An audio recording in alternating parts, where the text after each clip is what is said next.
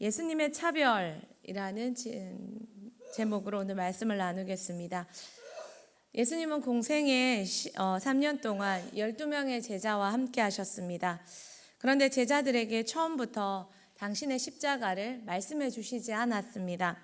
예수님은 그들의 배움이 쌓이고 믿음이 쌓일 때까지 기다리셨다가 마지막이 가까울 때 제자들과 함께 하신 시간이 쌓인 후에 당신의 순환 십자가에 대해 비로소 말씀하기 시작하셨습니다. 예수님이 제자들에게 처음 당신의 십자가를 가르쳐 주신 것이 가이사랴 빌립보에서 사람들이 나를 누구라 하느냐 질문하실 때입니다. 베드로의 고백을 기뻐하신 후에 십자가에 대해 비로소 말씀해 주셨습니다.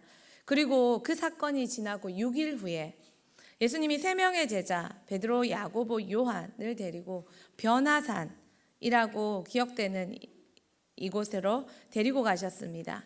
그러시면서 기도하시면서 당신의 신성이 인성을 덮어서 빛을 발하여 하얗게 변하는 사건이 일어납니다. 바로 오늘 본문입니다. 오늘 본문을 3가지로 나누어서 이야기하겠습니다. 첫 번째입니다. 선택입니다. 예수님이 차별하십니까? 예수님은 차별하십니까? 네, 정답부터 말하면 네입니다. 예수님은 12명의 제자가 있으셨습니다. 많은 당신을 따르는 사람들 중에 12명을 골라 뽑으셨습니다.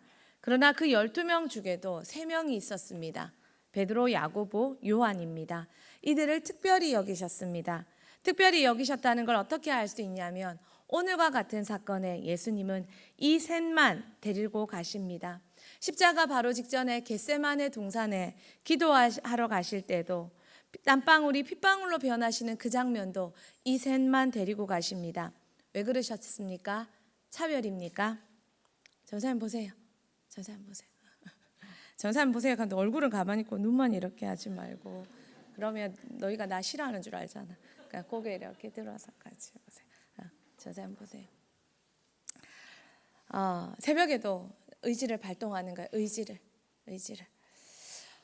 예수님께서 왜 이렇게 제자들을 차등하셨습니까? 실력의 차이에 따라서 교육을 따로 하는 것은 교육의 적절성입니까? 차별입니까? 믿음도 마찬가지입니다. 믿음의 정도에 따라 예수님은 그들에게 다르게 교육하셨습니다. 보여주는 정도가 달랐고 말해주는 정도가 달랐습니다.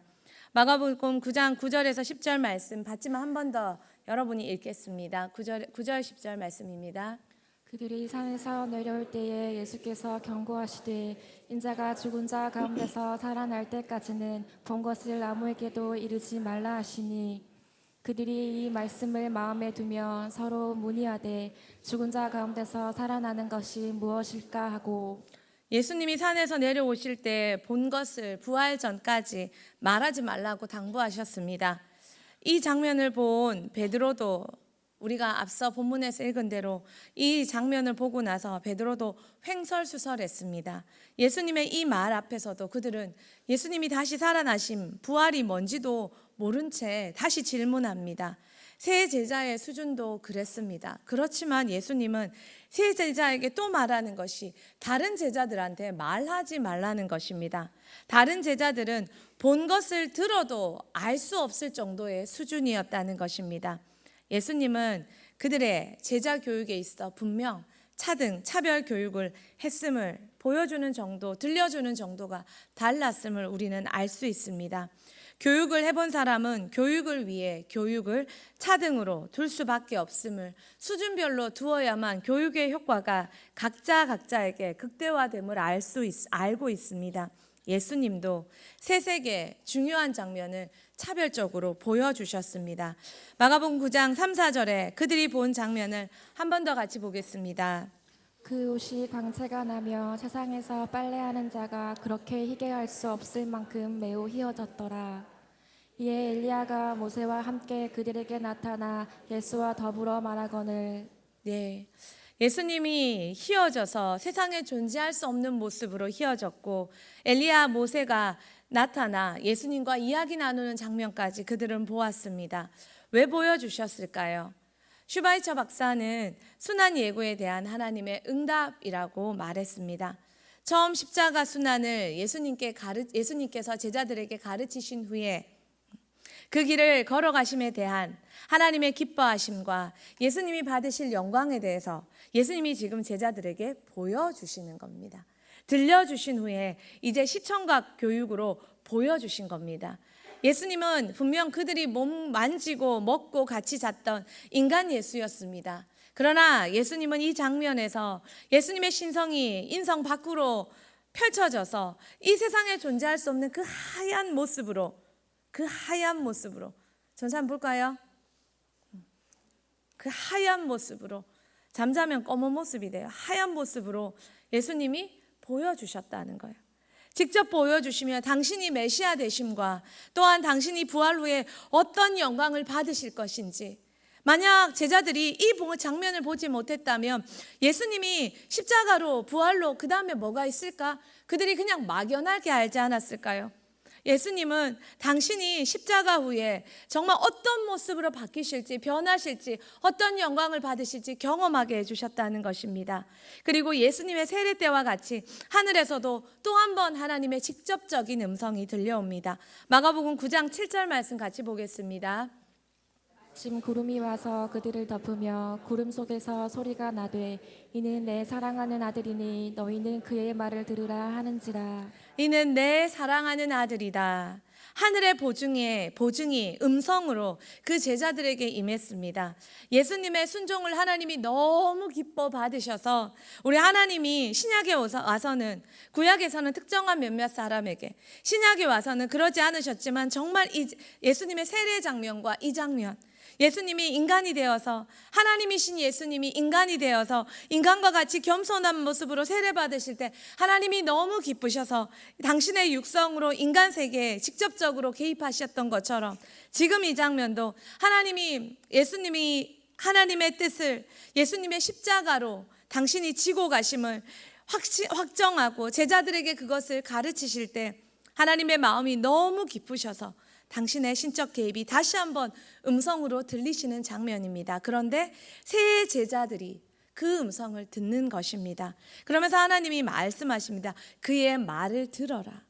이게 정말 사실이고 그가 받을 영광이 진실이며 너희가 그의 말을 듣는 것, 그것이 얼마나 그의 영광에 동참할 길인지 하나님이 감격에 겨워 말씀해 주십니다. 사랑하는 친구들, 여러분의 인생이 우리가 말씀으로 배운 이 예수 그리스도와 같이 걸어감이, 세상을 포기하고 걸어감이 우리에게 불행일까요? 우리에게 기회의 포기일까요? 하나님이 직접 음성으로 개입하며 그 특별한 장면을 본 제자들에게 그의 말을 들어라 라고 했던 것처럼, 12제자가 살아계신 예수 그리스도와 죽음과 부활을 목도했던 것처럼, 성경으로, 말씀으로, 그리고 성령의 시대 여러 가지 감동과 여러 가지 응답으로 그 살아계신 하나님을 경험했던 우리가 예수 그리스도를 따르는 것이 얼마나 큰 영광에 동참할 길인지 여러분은 듣고 있습니까? 듣고 있습니까?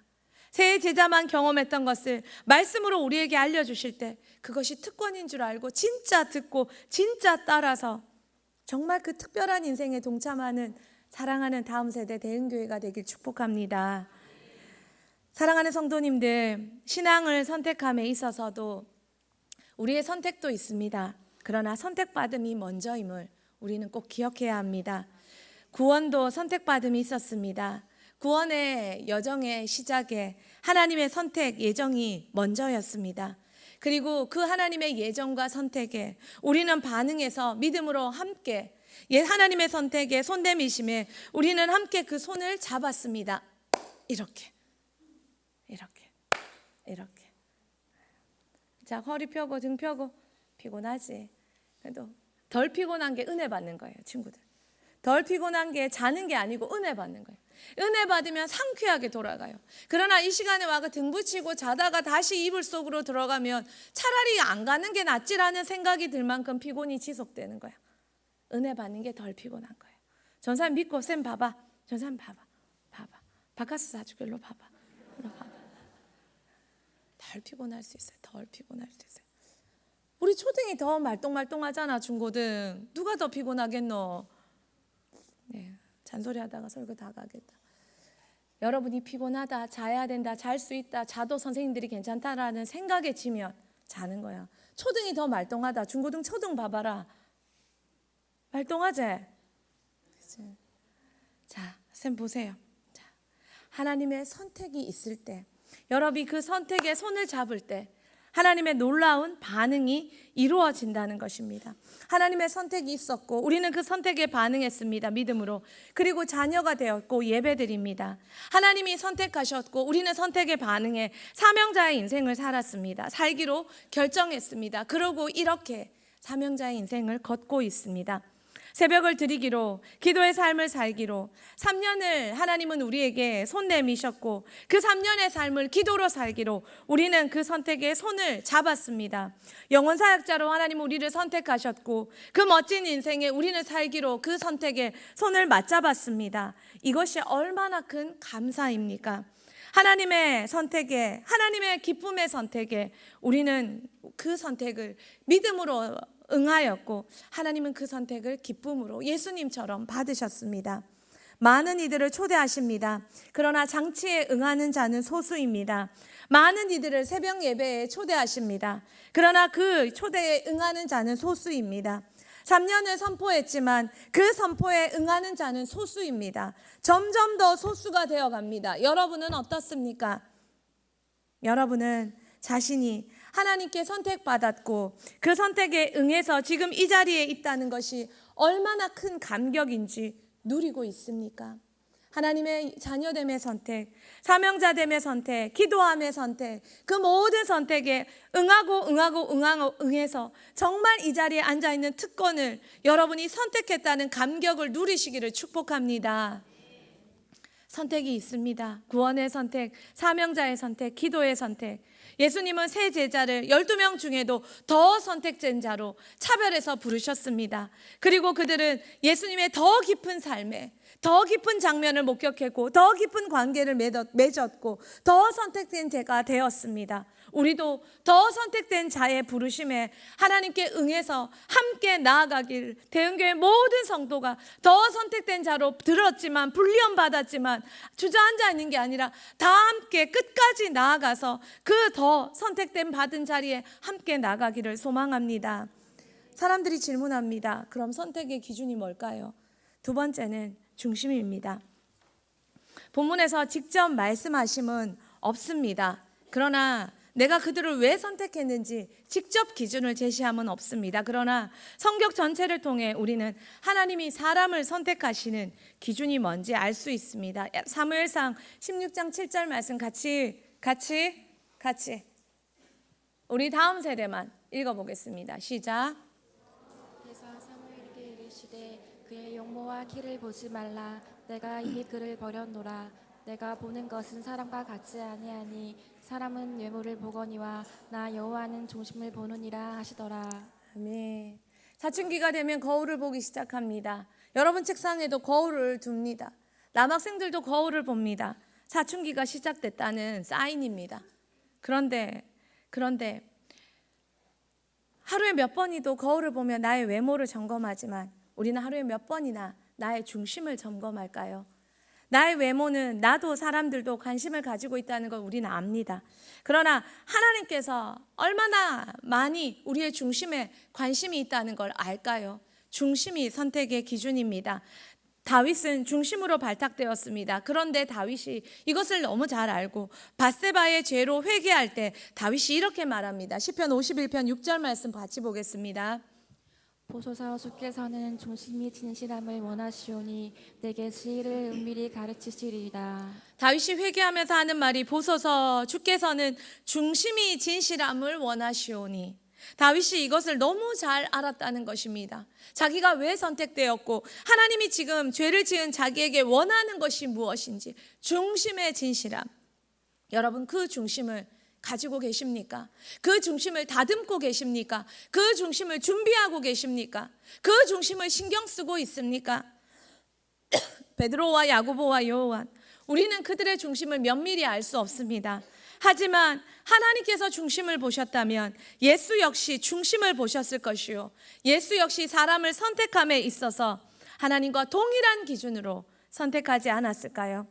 내 마음이 무엇을 보고 있는지, 내 마음이 무엇 때문에 여기 앉아 있는지, 내 마음이 무엇을 원하는지 하나님은 나도 속을 수 있지만 알고 계십니다.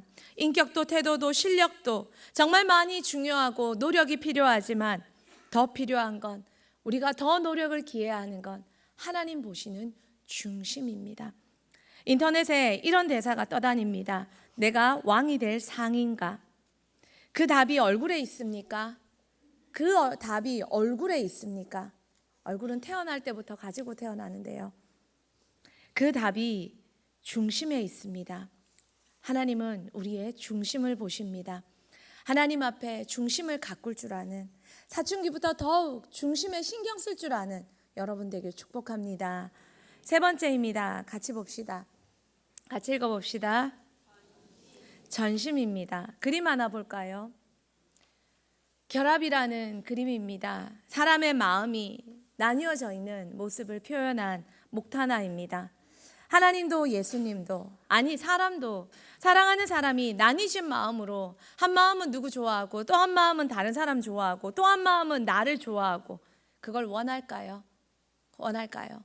진짜 사랑한다면 사랑하는 그이가, 그 사람이 나를 대해서 여러 마음을 가지고 있는 것을 용납할 수 있을까요? 하나님도 우리에게 한 가지를 원합니다. 전심으로 당신을 사랑하라는 것입니다. 신명기 6장 5절 말씀 같이 봅시다. 너는 마음을 다하고 뜻을 다하고 힘을 다하여 내 하나님 여호와를 사랑하라. 자, 옆 사람 깨워주면서 전심으로 하나님 사랑하자. 신명기 10장 12절에서 13절도 또 동일한 마음, 그의 모든 도를 행하고, 하나님께서 너에게 요구하시는 게 무엇이냐? 내 하나님 여호와를 경외하고 그의 모든 도를 행하고 그를 사랑하며 마음을 다하고 뜻을 다하여 내 하나님 여호와를 섬기고 온 마음 다해 지정의, 그리고 오늘 너의 행복을 위하여 너에게 명하는 여호와의 명령과 규례를 지킬 것이 아니냐. 지정이 다해서, 의지까지 다해서 하나님을 온 마음으로 사랑하고 온 마음으로 섬기고 온 마음을 다해 순종하라고 요구하십니다. 그것이 우리의 행복이라고 말합니다. 예수님도 제자들도 우리를 따를 기준을, 예수님도 하나님처럼, 구약의 하나님처럼 동일하게 우리에게 제시하십니다. 예수님도 당신을 따를 기준을 동일하게 제시하는 말씀이 바로 제자도인 마태복음 10장 37절 38절 말씀입니다. 우리 친구들만 한 번 더, 허리 펴고 한 번 더, 친구들만 같이 마태복음 37절 8절 같이 읽겠습니다. 시작. 아버지나 어머니를 나보다 더 사랑하는 자는 내게 합당하지 아니하고 아들이나 딸을 나보다 더 사랑하는 자도 내게 합당하지 아니하며 또 자기 십자가를 지고 나를 따르지 않는 자도 내게 합당하지 아니하니라. 그 어떤 관계도 안 된다는 거예요. 하나님 제일 사랑하라는 거예요. 또 자기 십자가를 지고 따르라는 거예요. 누가복음 14장 26절 말씀이 그 말씀을 다시 긍정으로 이렇게 표현합니다. 같이 읽겠습니다. 물은 내게 오는 자가 자기 부모와 처자와 형제와 자매와 더욱이 자기 목숨까지 미워하지 아니하면 능히 내 제자가 되지 못하고, 목숨까지 미워하지 아니하면, 그 어떤 사람보다 예수님을 가장 사랑하는 것, 자기에게 주신 십자가를 지고 따르는 것, 전심으로 예수 따르는 자가 제자가 되고, 그 제자 중에도 더 전심을 가진 자가 3명 안에 든다는 것입니다. 그렇다면 베드로, 야고, 요한 12명 중에 더 그런 삶을 살아낼 사람이었음을 우리는 알 수 없지만, 베드로가 야고보가 버럭버럭 하는데, 어제 버럭이 봤죠? 버럭버럭 하는데, 예수님은 그러나 그들 가운데 더 이 삶을 살아낼 수 있는 삶을 아셨기에 그들을 부르셨다는 것입니다. 베드로 같은 실수가 있어서도 말입니다. 예수님의 차별로 12명 중에 3명을 핵심 면모로 특별 교육을 해주시고 그들을 사용하셨습니다. 베드로는 초대교회 수장으로, 야고보 역시, 그리고 요한은 12명 중에 가장 순교 가운데도, 기름가마에서도 튀어나와서 순교 가운데도 살아남아 끝까지 살아남아 초대교회를 돌보고 마지막으로 요한계시록을 기록하며 성도들을 위로하며 격려하며 그의 사명을 마무리했습니다. 예수님의 차별을 받아 큰 은혜를 누리고 있는 대흥교회, 하나님의 차별을 받아서 3년이라는 특별한 시간을 제한받은 대흥교회, 차별에 합당한 삶을 누릴 수 있는 그 은총을 받았고 그 삶을 기대받았기에 그 초청을 받은 대흥교회, 하나님 앞에 그 삶을 살아낼 능력이 우리는 알 수 없지만, 우리는 할 수 없지만 하나님이 요청하셨다면 그 능력과 그 삶이 할 수 있는 힘이 우리 안에 있는 줄 믿습니다. 언제예요? 선택에 응할 때, 초청에 응할 때. 마지막으로 마가복음 8장 34절, 마태복음, 누가복음 말씀 연속으로 같이 친구들 허리 펴고 마지막으로 같이 읽어보도록 하겠습니다. 무리와 제자들을 불러 이르시되 누구든지 나를 따라오려거든 자기를 부인하고 자기 십자가를 지고 나를 따를 것이니라. 이에 예수께서 제자들에게 이르시되 누구든지 나를 따라오려거든 자기를 부인하고 자기 십자가를 지고 나를 따를 것이니라. 또 무리에게 이르시되 아무든지 나를 따라오려거든 자기를 부인하고 날마다 제 십자가를 지고 나를 따를 것이니라. 나를 따라오려거든 자기를 부인하고 날마다 제 십자가 지고. 동일한 말씀을 예수님은 이렇게 많이 기록하셨습니다. 누구나 축복받기를 원합니다. 누구나 쓰임받기를 원합니다. 누구나 믿음의 명문 가문 되기를 원합니다. 그러나 욕심으로 되지 않고 선택에 응한 자만이 그 축복을, 그 은혜를, 그 하나님의 역사를 차지할 수 있다는 것을 알고 선택에 믿음으로 응하는 사랑하는 대흥교회 모든 성도 되길 축복합니다.